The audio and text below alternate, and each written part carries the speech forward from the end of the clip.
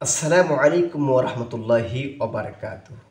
প্রিয় সম্মানিত দিনী ভাই ও বোনেরা, আমি আজকে আমাদের আত্মা পরিশুদ্ধ করার ৫টি উপায় আপনাদের সম্মুখে আত্মা পরিশুদ্ধ করার ৫টি উপায় আপনাদের সম্মুখে উপস্থাপন করব। আমাদের আত্মা, আমাদের কাল্ব, এই কাল্বের মধ্যে, আত্মার মধ্যে বিভিন্ন রোগ ব্যাধি হয়। যেমন করে আমাদের শরীরের মধ্যে রোগ ব্যাধি সৃষ্টি হয়, তেমন করে আমার আত্মার মধ্যেও কিন্তু বিভিন্ন রোগ ব্যাধি সৃষ্টি হয়। সেটা কি? সেই আত্মাতে শয়তান যদি বাসা বাঁধে তাহলে আমাদের জিকির করতে ভালো লাগে না, কোরআন শরীফ তেলাওয়াত করতে ভালো লাগে না, আল্লাহ পাকের ইবাদত বন্দেগী করতে ভালো লাগে না।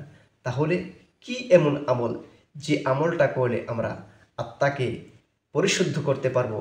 আত্মার সেই খোরাক ৫টি আমল আপনাদের সম্মুখে উপস্থাপন করার জন্যে আমি আপনাদের সম্মুখে আবারও হাজির হয়েছি।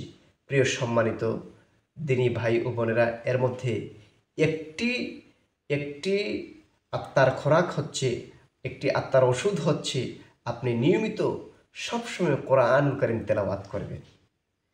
যদি আপনি কোরআনুল কারীম নিয়মিত তেলাওয়াত করেন তাহলে আপনার আত্মাতে কখনো, আপনার কলবের মধ্যে শয়তান কখনো বাসা বাঁধতে পারবে না। আপনার আত্মা পরিষ্কার পরিচ্ছন্ন হয়ে যাবে, আপনার কলব চিরতরে পরিষ্কার পরিচ্ছন্ন হয়ে যাবে। এই কলবের মধ্যে আল্লাহ পাকের নাম, জিকির জারি থাকবে। এই জন্য আমরা পারবো না নিয়মিত কোরআন কারীম তেলাওয়াত করতে, এই আমলটা করবেন। ২ নম্বর যে কথাটা বলবো সেটা হচ্ছে আমরা কম খাবো। খাওয়ার মধ্যেই বেশ কম আছে। আমি বলি না যে আপনি ক্ষুধা নিয়ে থাকেন, কিন্তু আমাদের মধ্যে এমন কিছু লোক আছে যারা খাইতে খুব পছন্দ করে। খাবার খাবার খাবার, শুধু খাওয়া নিয়েই ব্যস্ত থাকে। যেখানে যায় শুধু খাবার আর খাবার খাইতে এরা বেশি পছন্দ করে, বেশির থেকে বেশি খেয়ে ফেলে। আমি বলবো আত্মার ২ নম্বর যে ওষুধ সেটা হচ্ছে কম খাওয়া। কম খাইলে আত্মা নির্মল থাকে, পরিষ্কার পরিচ্ছন্ন থাকে। ৩ নম্বর যে আপনাদেরকে আমলটি দেব আত্মা পরিষ্কারের, সে আমলটি হচ্ছে তাহাজ্জুদ নামাজ আদায় করা। তাহাজ্জুদের সালাত যদি আপনি আদায় করেন, আপনার আত্মা নরম হয়ে যাবে, আপনার আত্মা আল্লাহ রাসূলের ধ্যানে মশগুল হয়ে যাবে। কখনো এই আত্মার মধ্যে শয়তান বাসা বাঁধতে পারবে না। ৪ নম্বর যে আমলটা বলবো সেটা হচ্ছে শেষ রাতে বিনীত দোয়া করা। আপনি তাহাজ্জুদের নামাজের পরে হোক অথবা অন্য কোনো সময় হোক, আপনি শেষ রাতে আপনি বিনীতভাবে দুটি নয়নের চোখের পানি ছেড়ে দিয়ে রব্বে কারিমের দরবারে বিনীতভাবে দোয়া মোনাজাত করেন। আপনার আত্মা নরম হয়ে যাবে, আপনার আত্মা পরিশুদ্ধ হয়ে যাবে। আপনি সেই পরিশুদ্ধ আত্মা নিয়ে আল্লাহর কাছে যদি দোয়া করেন, আল্লাহ পাক রাব্বুল আমিন আপনার সমস্ত দোয়া কবুল করে নেবেন। ৫ নাম্বার যে আমলটা বলবো, ৫ নাম্বার সে আমলটা হচ্ছে নেককারদের সংস্পর্শ।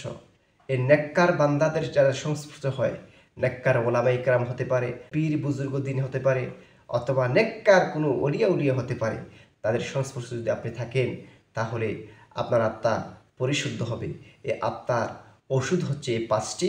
এই ৫টি যদি আপনি নিয়মিত আদায় করেন, এই ৫টি আমল করার পরে যদি আপনি আল্লাহ পাকের দরবারে ২ হাত তুলে, আল্লাহ পাকের দরবারে রব্বে কারিমের দরবারে দুটো হাত তুলে কান্না বিজড়িত কণ্ঠে যদি আপনি আল্লাহর কাছে মোনাজাত করেন, আল্লাহ পাক রাব্বুল আলামিন আপনার সমস্ত দোয়া, মোনাজাত, মনের মাকসাদ আল্লাহ পাক কবুল করে নেবেন।